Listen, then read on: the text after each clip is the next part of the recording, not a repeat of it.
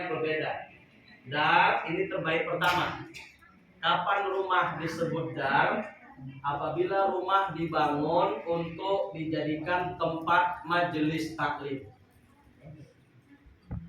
Kalau di Medan, di Temanggung banyak rutin dibuat pengajian, baik seminggu sekali mau 2 minggu sekali. Itu rumah disebut dar. Dulu masa Nabi di Mekah ada seorang sahabat, rumahnya besar, namanya Arqam bin Abil Arqam. Dipersilahkan rumahnya untuk Nabi memberi. Jadi ini kualitas terbaik pertama, kajian rutin. Kalau yang kayak gini nih nggak jadi hitungan ini, karena 4 tahun sekali pun belum tentu kan. Rutin, apakah seminggu sekali atau 2 minggu sekali, rutin. Nah, itu disebut dar. Di Medan, di Tembung banyak. Baik, yang kedua, rumah disebut baitun. Ini kualitas kedua. Dari kata baitun ada istilah baiti jannati, rumahku surgaku. Kapan rumah disebut baitun? Apabila rumah dibangun dijadikan tempat untuk beribadah kepada Allah. Hak-hak rumah itu kita berikan apa? Tempat terutama bagi laki-laki untuk memperbanyak melakukan sholat sunnah. Tempat dibangun untuk kita perbanyak baca Quran di dalamnya. Karena kata Nabi, Iqra'ul Quran fi buyutikum. Bacalah Quran di rumah-rumahmu. Jangan jadikan rumahmu seperti kuburan. Maka rumah kualitas kedua disebut baitun kalau penghuni rumahnya sholat semuanya, menyembah Allah, di samping rajin baca Quran, di samping rajin sholat sunnah. Kalau sholat wajib kan di masjid kan laki-laki, tapi sholat sunnah perbanyak di rumah. Ini kualitas kedua. Di masyarakat ada. Nah, ini kualitas paling rendah dalam Islam. Sama seperti kandang kambing, kandang bebek, bentuknya yang besar. Nah, mudah-mudahan ahli bait sunan nama-nama Rasul yang 5 itu, kalau kita ambil huruf-huruf pangkalnya menjadi mimin, M-I-M-I-N. Nomor 1 Muhammad. Ini paling tinggi. Dari yang 5 ini paling tinggi Muhammad, Sayyidul Anbiya wal Mursalin. Nomor 2 I, Idris mulai. Ibrahim. Yang ketiga M, Musa. 4 I, Isa. Baru N, Nuh. Ini urutannya jangan terbalik Pak, karena urutannya menunjukkan kedudukannya. Muhammad nomor 1 karena dia paling tinggi. Di bawahnya Ibrahim, di bawahnya Musa, di bawahnya lagi Isa, di bawahnya Nuh alaihi Salam. Baik, kita mau bahas Ibrahim. Ibrahim digelar Allah sebagai Khalilullah, kekasihnya. Muhammad pun juga digelar sebagai kekasihnya, cuman beda. Kalau Ibrahim Khalilullah, Muhammad Habibullah. Di mana bedanya? Bedanya, kalau gelar untuk Ibrahim, beliau meminta, ya Allah, jadikan aku kekasihmu. Ya udah, engkau jadikan kekasihku. Anta khalili, engkau kekasihku. Itu Ibrahim. Tapi Nabi Muhammad tidak minta. Nabi Muhammad cuma bilang begini, ya Allah, Ibrahim kekasihmu, khalilmu. Musa kalimullah. Isa ruhullah. Udah, Nabi bilang gitu aja. Nabi gak minta. Tapi Allah paham. Ya udah, kalau gitu engkau Muhammad menjadikan sebagai habibi, kekasihku. Habibullah. Beda nggak Bu? Bu, beda nggak? Beda. Ibrahim minta, Muhammad tak minta, tapi diberi. Kira-kira kalau dari status lebih tinggi diberi atau meminta? Diberi. Apapun judulnya yang namanya meminta pasti itu rendah. Apapun judulnya kalau udah meminta pasti rendah. Beda dengan diberi. Makanya aku dimanapun kalau ceramah nggak pernah minta honor kalau ceramah. Karena itu merendahkan di bawah ustaz. Nggak pernah aku demi Allah. Di sini pun tak akan aku mintain. Kasih. Itu. Cuman biasanya kan ada. Namanya rezeki nggak boleh Tolak. Beda.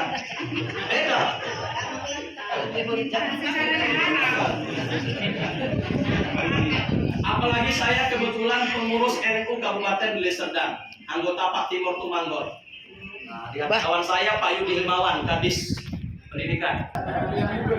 Ayo, diingatkan.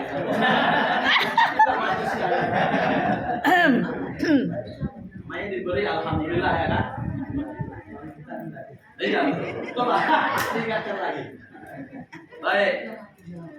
Nah, kita mau bahas Ibrahim. Dalam kitab Nasoihul Ibad karangan Imam An-Nawawi Al-Bantani.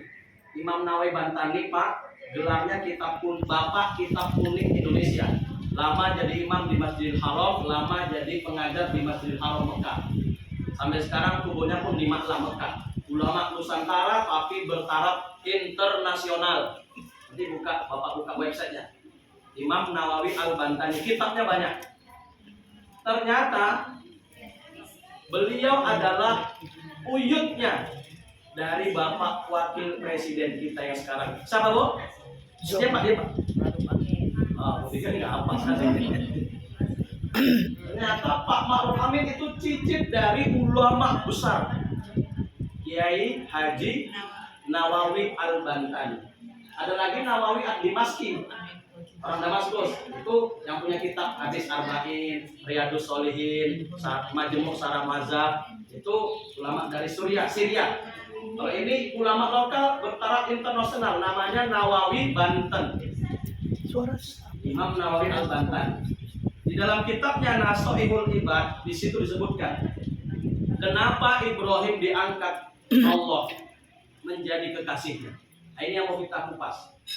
Syukur-syukur kita bisa mencontoh Ibrahim, bisa kita amalkan, kita terapkan. Semoga Allah angkat derajat kita dari status hamba menjadi hingga jika makan oleh Nabi Ibrahim. Makanya gelar lain daripada Ibrahim, Abud Duyuh, bapaknya para tamu. Itu Ibrahim. Tiap hari beliau makannya selalu bersama tamu. Dengan asbab itulah Bapak Ibu, Allah angkat derajatnya. Karena dalam Islam, pekerjaan menjamu tamu adalah pekerjaan yang sangat baik, sangat mulia, sangat disukai Allah dan Rasulnya. Itulah yang dilakukan oleh Nabi Ibrahim alaihis salam. Hingga di masyarakat itu terkenal kalau Ibrahim itu Abud Duyuh, bapaknya para tamu. Andai ada musafir tersesat, namanya musafir dulu pasti tersesat kelaparan. Nggak kayak sekarang, musafir sekarang rumah makan banyak. Dulu rumah jauh-jauh, rumah makan tak ada, pasti kelaparan, pasti tersiksa. Orang akan bilang, sana pergi ke tempat Pak Ibrahim. Ya udah, welcome, dijamu. Besok-besok datang lagi, musafir tersesat, warga akan tunjukkan sana ada tempat Pak Ibrahim. Welcome, akan dijamunya. Itulah Ibrahim sampai segitunya. Kalau rumah abang kayak mana kira-kira, Bang? Bisa kira-kira? Hah? Seminggu. Masuk minggu kedua. Udah kering. Siapa yang nyuruh kalian kemari? Kepingin tahu juga tuh. Nah, kita akui saja. Kalau tiap hari mungkin kita tidak sanggup, tapi minimal seminggu sekali. Kenapa kok seminggu? Imam Ali bin Abi Thalib, sepupu Nabi, sahabat Nabi, sekaligus menantu Nabi, pernah satu ketika ketahuan kepergok menangis. Lalu ditanya, kenapa engkau menangis ya Ali? Apa jawab Ali? Dengar Bu, ini cambuk untuk kita. Kenapa engkau menangis wahai Ali? Apa jawab Ali? Telah berlalu waktu 1 minggu, tapi satu orang pun tamu tidak ada yang berkunjung ke rumahku untuk menjamu. Gara-gara itu Ali bersedih. Jelas, seminggu nggak datang tamu. Bandingkan dengan rumah Bapak Ibu, udah berapa bulan nggak datang tamu. Terakhir Lebaran berasa. Bahkan ada yang bilang, aku kalau bisa Ustaz setahun nggak usah datang tamu. Ya kan, biar nggak pulang guraku ya kan, pulang. Nah itu namanya nggak paham. Nggak paham. Sebab apa?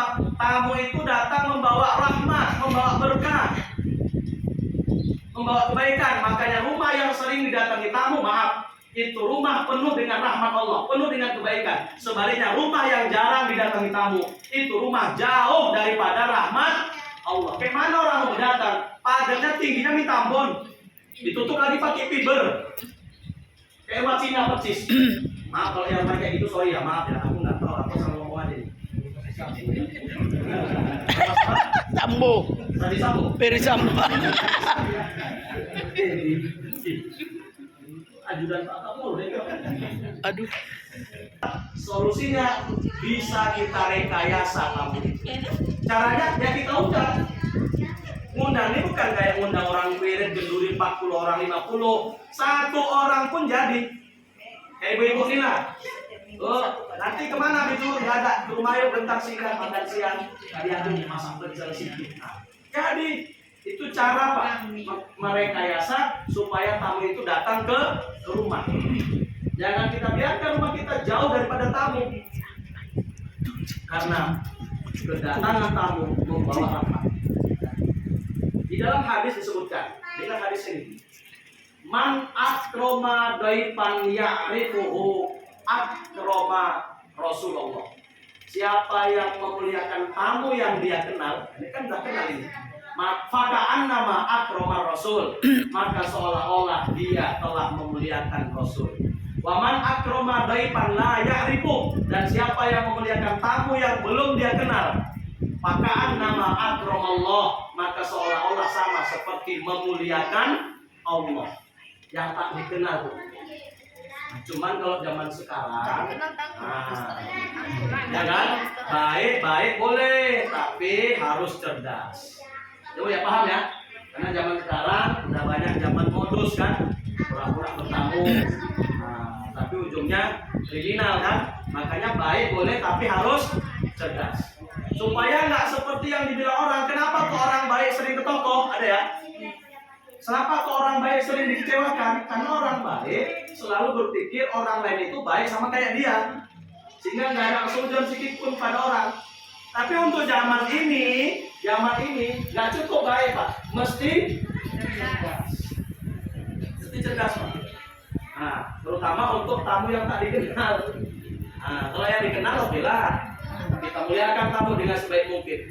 Ada makan, kita jamu tamu yang kita kenal. Kira-kira nanti ada makan siang nggak nih Bang? Ada. Ada. Alhamdulillah. Berarti paten betul ahli ini. Bontongnya ada nggak bontongnya? Ada. Sudah makan bontong lagi.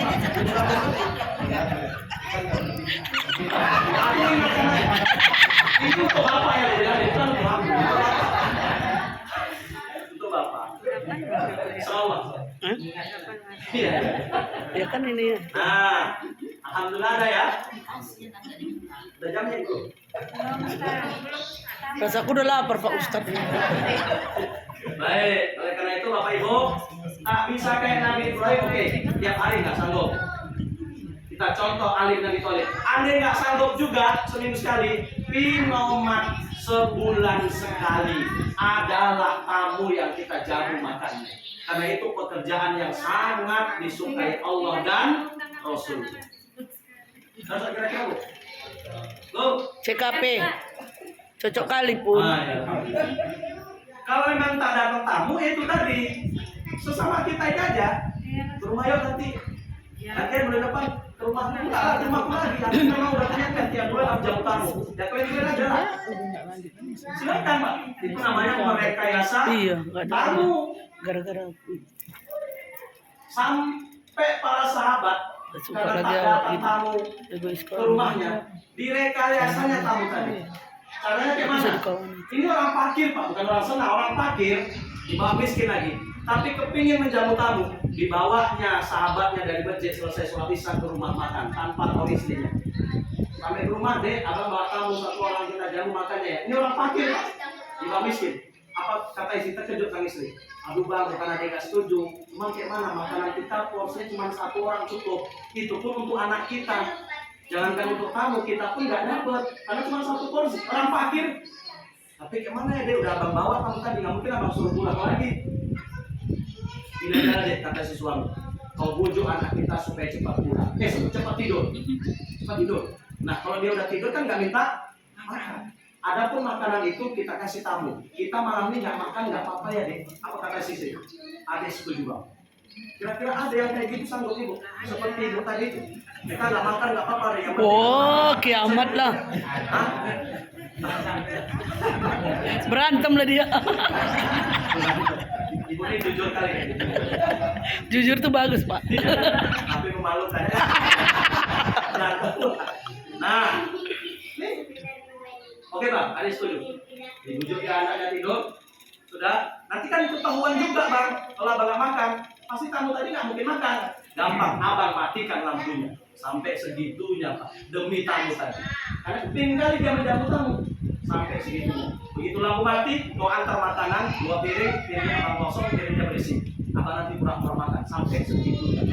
Kira-kira nampak tamu tadi udah siap makan, lampu hidupkan lagi. Ahli bait pun pura-pura kenyang.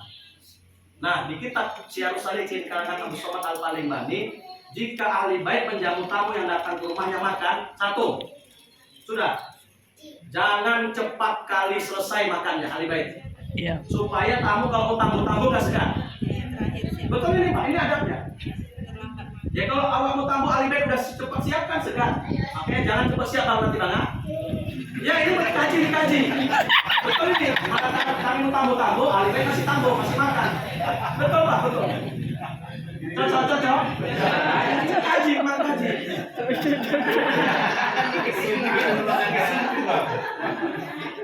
Yang kedua, nomor 1 makan, paling terakhir selesai. Yang ketiga, kalau ada di majelis itu Ustaz didulukan makan ngambil nasi. Baru yang tua. Kaji. Emang iya? Iya Pak, iya. Iya Pak. Iya Pak. Ini kajinya begitu Pak. Kalau ada guru-guru kita, ustaz-ustaz kita, ya kan, dulukan mereka. Baru yang tua-tua, baru yang muda. Jelas ya? Jelas. Baik, nah, kita persingkat. Nomor 1, kenapa Ibrahim diangkat Allah menjadi kekasihnya? Ibrahim gemar menjamu Tamu. Maka kalau datang tamu, apalagi sudah jam makan, jangan lagi basa-basi, langsung ajak ke belakang. Yuk Pak, Bu, makan kita. Hidangan sudah tersaji, walaupun apa adanya. Kadang orang kita kan banyak kali basa-basinya kan. Nampak tamu udah mau pulang baru sibuk, kok cepat kali pulang, apa nggak makan dulu kita? Orang mandiri. Apa nggak makan dulu? Ya enggak. Jangan, memang hak dia itu. Maka yu'minu billah wal yaumil akhir fal yukrim dhaifahu. Siapa yang beriman kepada Allah dan hari akhir, muliakan tamunya. Makin baik kita memuliakan tamu, makin sempurna nilai iman kita kepada Allah dan Rasul. Jadi nanti Bang, keluarkan semua. Iya kalau ada. Cocok ya. Cocok. Kamu tambunan. Tambunan. Nah, kita persingkat. Yang kedua. Sebelum Jun harus siap. Yang kedua, rahasia Ibrahim diangkat Allah menjadi kekasihnya. Ibrahim selalu tepat waktu dalam rangka menjalankan perintah Tuhanmu.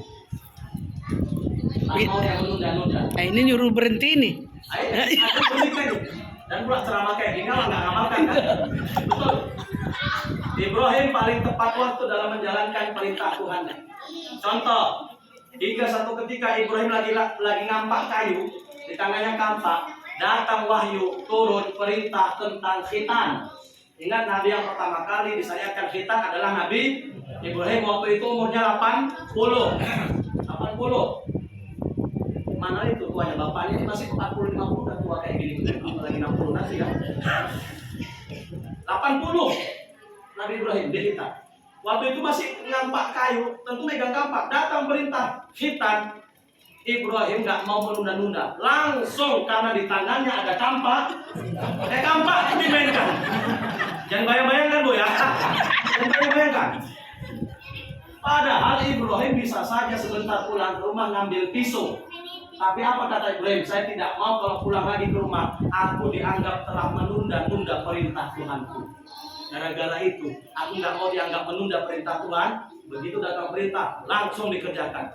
Karena ketika itu di tangannya ada kampak, langsung pakai kampak Ibrahim mengkhitan dirinya. Tuh, luar biasa. Nah, oleh karena itu, dengan asbab itulah Allah angkat derajatnya menjadi kekasihnya. Begitu disuruh, langsung bergerak. Tuh. Iya Pak. Dengar pernyataan bapak-bapak. Pak, kalau bapak punya istri, Lalu bapak suruh istri melakukan sesuatu, apakah ngambil nasi, ngambil minum, atau ngambil baju, istri langsung sok bergerak melaksanakan perintah. Kira-kira bapak sebagai suami tambah cinta nggak kira-kira? Nggak ada yang dapat. Berarti istri nggak kayak gitu.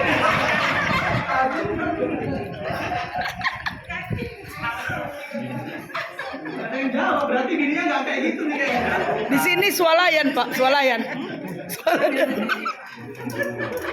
Banyak swalayan. Udah lah, nggak usah dikacau karena ada yang jawab satu. Berarti bininya nggak ada yang kayak gitu. Asik semua ya. Bu, kalau istri begitu disuruh suami langsung segera, pasti suami pun tambah sayang, tambah cinta. Ini kadang dipanggil pun 17 kali. Dek, buat ambilkan teh, tar. Bentar. Ini tar. Bukan anak. Tar, ini tuh penyakit isi sekarang nih. Betul nggak Pak? Betul nggak? Pak, sama Pak, sama Pak, sama. Tar. Dek, ambilkan nasi apa? Tar. Aduh, 17 kali dulu baru bergerak. Jadi setting. Tartor. Jangan begitu, Bu. Jangan begitu. Enggak ya, enggak. Alhamdulillah. Kalaupun ada yang begitu, mulai hari ini rubah. Sebagaimana suami kalau istri begitu diperintah langsung gerak, pasti suami akan bertambah sayang, tambah cintanya. Otomatis ruang belajar pun ditambah nanti, insya Allah. Amin. Begitu juga Allah Ta'ala, bila hambanya patuh, ya kan? Begitu datang perintah, segera kita tunaikan. Allah pun akan cinta kepada hambanya. Ya Rasul, amal apa yang paling disukai dan dicintai Allah oleh Allah? As-sholatu fi awali waktiha. Sholat di awal waktu. Insya Allah, jika kita istiqomah menjaga ini selalu di awal waktu, insya Allah kita akan mendapatkan cintanya Allah. Saya yakin untuk Bapak Ibu 5 waktu nggak akan mungkin lagi tinggal, nggak akan mungkin. Cuman mungkin saya yakin masih banyak yang molor selama ini, betul ya? Asar jam 5, Isya jam 11, Zuhur jam 2, subuh jam 7. Mana udah. Yuk, mulai hari ini kita tingkatkan kualitas kehambaan kita, ya, terutama melalui pelaksanaan ibadah sholat 5 waktu. Karena itu yang rutin dikerjakan. Ya, kalau puasa insya Allah nggak akan terlambat-terlambat, pasti tepat waktu. Haji pun begitu, tapi untuk sholat ini yang masih sering lalai. Yuk, mulai hari ini kita kerjakan perintah Tuhan kita.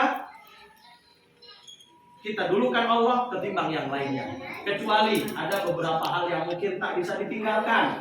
Ada ditinggalkan mungkin mudarat yang besar. Nah, itu Islam pun memberikan toleransi. Seorang dokter lagi operasi sesar pula ini. Jam 4 azan asar. Putih udah masuk ke perut. Allahu Akbar. Kata dokter, bu bercampur ya. Saya sholat asar dulu ya. Mati. Nah, sholat viral dokternya. Nah, itu nggak apa-apa, teruskan. Nggak apa-apa, teruskan. Bahkan ada pendapat ulama, ijtihad ulama.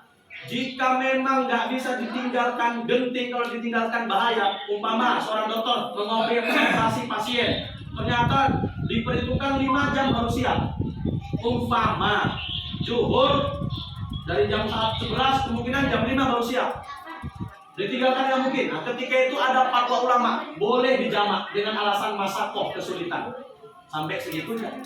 Ada fatwa ulama begitu.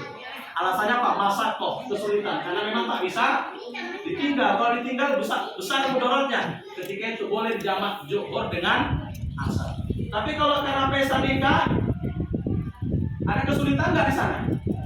Kalau enggak, soal itu nggak bisa. Itu nggak bisa. Tapi kalau karena itu mudaratnya besar. Kalau pengantin menikah meninggalkan pelaminan masuk ke dalam kamar, termasuk ibu-ibu ahli bait sohibul hajatnya meninggalkan lokasi masuk ke kamar untuk sholat, bukan nyawa yang hilang, amplop yang hilang.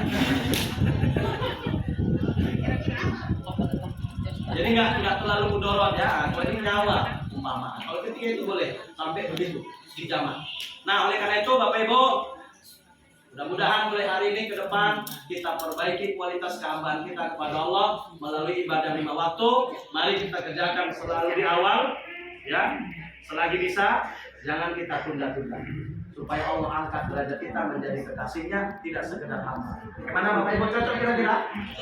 Insya Allah ya, mudah-mudahan kita bisa perbaiki. Yang terakhir singkat, alasan Ibrahim diangkat Allah menjadi kekasihnya. Ibrahim punya sifat tawakal yang sangat tinggi kepada Tuhan. Tawakal itu bergantung ke Allah, terutama dalam urusan rezeki. Ibrahim nggak pernah gelisah, nggak pernah resah, nggak pernah khawatir, karena dia yakin Allah pasti menjamin rezeki hambanya. Hingga satu ketika malaikat banyak kali, berarti dia kan lebih cinta kepada hartanya ketimbang cinta kepadamu. Karena Bapak Ibu, Ibrahim punya kambing jumlahnya nggak tanggung-tanggung 12.000 ekor. 12.000 ekor. Jadi kata malaikat protes, berarti dia lebih cinta kepada hartanya ketimbang kepadamu ya Rob. Apa kata Allah? Jangan kau lihat penampilannya, jangan kau lihat tampilan lahirnya, kau lihat isi hatinya. Biarpun hartanya banyak, tapi hatinya nggak pernah bergantung kepada harta, hatinya tetap bergantung kepadaku, kata Allah.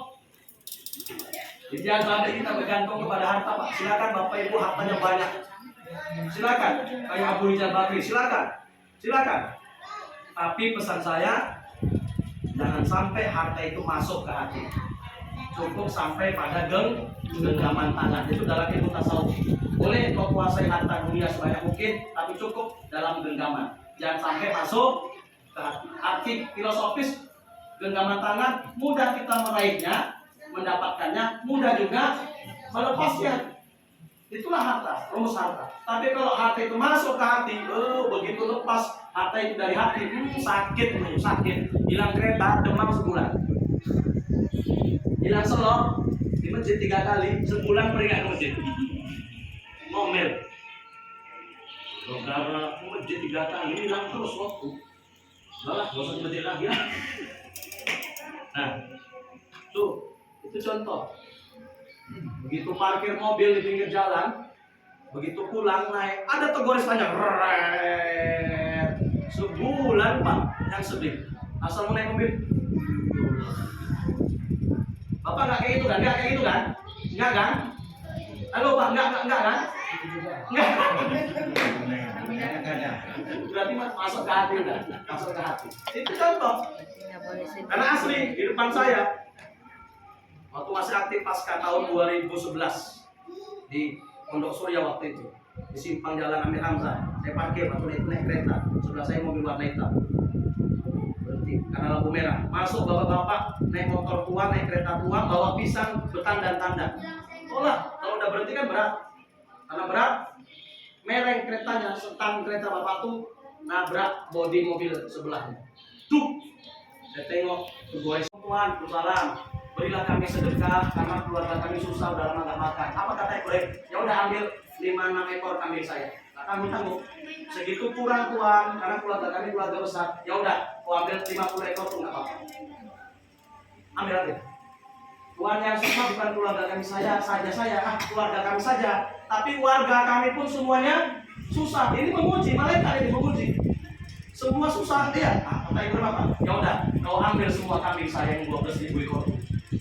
Apa kata malaikat? Nanti kalau Tuhan beri semua, nanti untuk Tuhan apa? Jangan takut, masih ada Allah. Nah, itu tawakal luar biasa. Nggak takut ya soal rezeki, nggak gelisah, nggak resah. Biarpun hartanya habis dia sudah. Kenapa? Tawakalnya kepada Allah mencapai pada tingkat tawakal yang sangat tinggi. Oleh karena itu Bapak Ibu, jangan pernah resah, gelisah dalam urusan rezeki, karena semuanya sudah dijamin oleh Allah Subhanahu wa Ta'ala. Terima kasih, ini saja. Mudah-mudahan 3 hal ini bisa kita amalkan dalam kehidupan kita. Yang pertama, rajin-rajin menjamu tamu, minimal tadi standarnya sebulan sekali menjadi. Yang kedua, jalankan perintah segera di awal waktu. Yang ketiga, tingkatkan tawakal kepada Allah. Jangan pernah resah, jangan pernah gelisah dalam urusan rezeki. Insya Allah semuanya sudah dijamin oleh Allah Subhanahu wa Ta'ala. Terima kasih. Assalamualaikum warahmatullahi wabarakatuh.